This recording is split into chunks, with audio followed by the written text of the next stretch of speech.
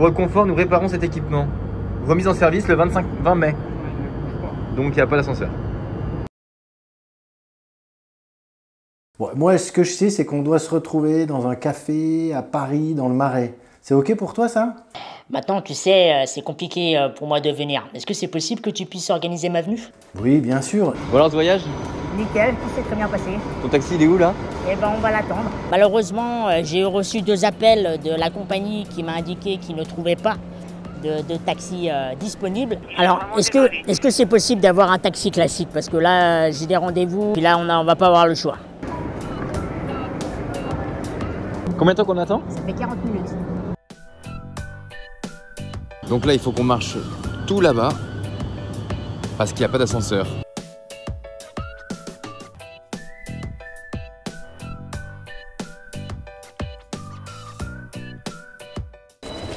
Bonjour Flaubert. Salut Antoine, ça va? Ça va et toi? Ça fait plaisir de te voir. Eh ben moi aussi. Alors ce voyage, c'était comment? Ça a été un peu compliqué, je l'avoue, parce que c'est vrai que bon, il y avait des petits soucis avec le taxi, tout ça. Alors si toi t'as galéré, sache que moi aussi, C'est vrai? j'ai galéré à organiser tout ça et je pensais vraiment que ça allait être beaucoup plus simple que ça. J'ai réservé un café, on y va? Je te remercie.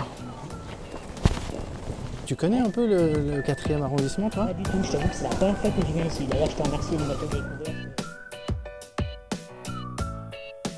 Bon Antoine, en fait, t'es un petit malin Antoine. C'est toi qui étais à l'initiative de cette campagne. Ce que tu voulais, c'était me sensibiliser à ta problématique. Oui, je l'avoue, j'ai été contacté pour cette campagne de communication. L'accessibilité, c'est vraiment un sujet qui est important pour moi et pour les personnes en situation de handicap. Et nous voulons mettre ce sujet sur la table avec Accès Libre pour parler auprès des entreprises sur ce sujet-là. Moi, ce que j'ai vécu, c'est ce que doivent vivre les accompagnants qui au quotidien essaient d'organiser une sortie dans un restaurant, au musée, etc.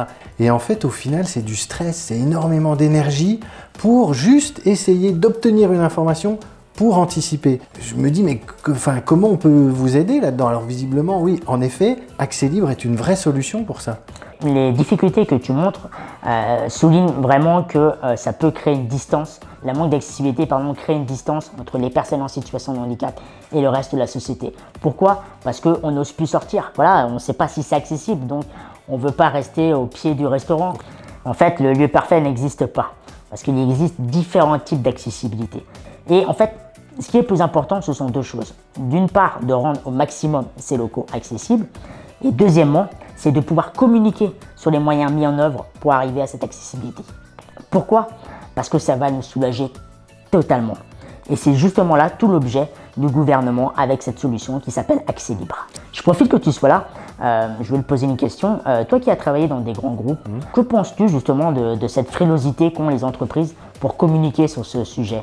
Je pense qu'il y a beaucoup d'entreprises, qu'elles soient grandes ou petites, qui se disent « je ne suis pas parfait dans l'accueil des personnes en situation de handicap, donc je préfère pas trop communiquer, ne rien dire, plutôt que de communiquer sur quelque chose qui est imparfait. » Et si justement l'inverse, c'était pas ça la problématique, c'est-à-dire ne pas communiquer sur ce sujet.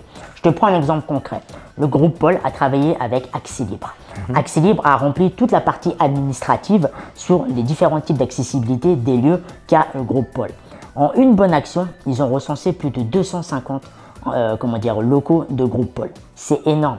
Ça peut vraiment changer le quotidien des personnes en situation de handicap. Alors imagine à grande échelle ce que ça peut représenter. Comme vous avez pu la constater, cette solution peut réellement changer le quotidien des personnes handicapées. C'est gratuit et facile. Je vous invite vraiment à y aller.